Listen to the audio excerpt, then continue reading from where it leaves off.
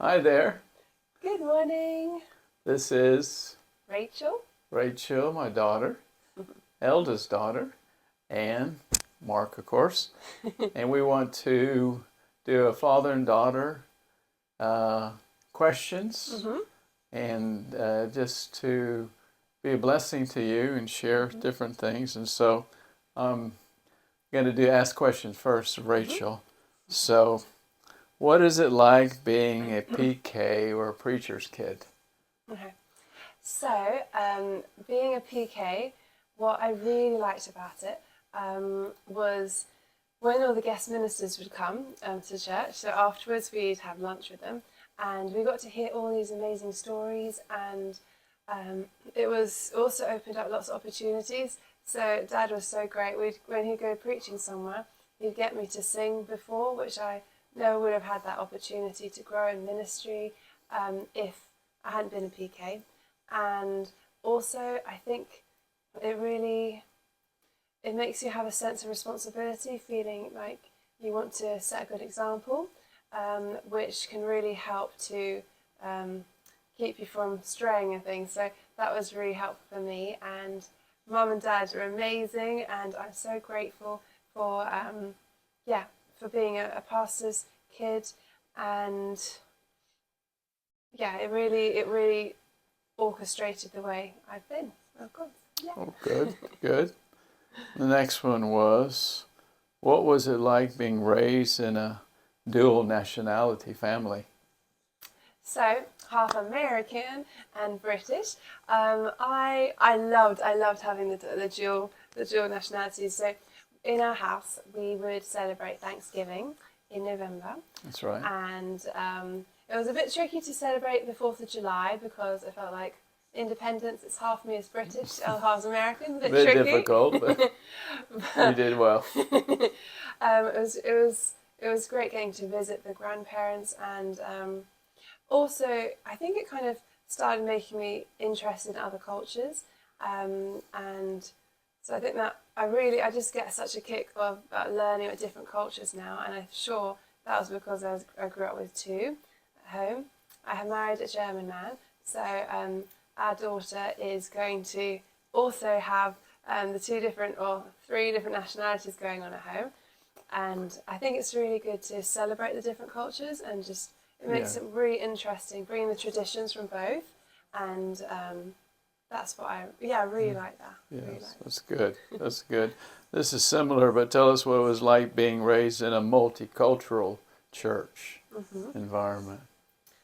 So being in London, it was very multicultural, and then the church itself was like had lots of Ghanaians, Nigerians, Brazilians. Um, I really enjoyed it.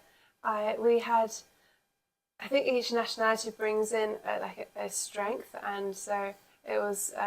We went to lots of all-night prayer meetings, and that was it really increased our hunger for God, and and then with worship with the Brazilians, that was also really exciting, and started learning a bit of Portuguese, and realizing that I absolutely love languages, and that's just like it really increased my passion for that. And I think it also makes you curious to find out how other cultures do things, and it really helped me moving to Germany, having had that background and having to learn to adapt and be open to different cultural differences and things.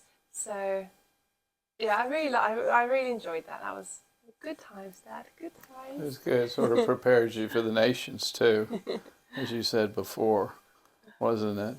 Yes.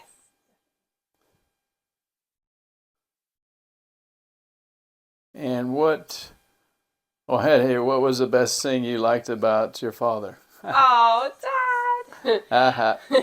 So, what I love about Dad is his sense of humour.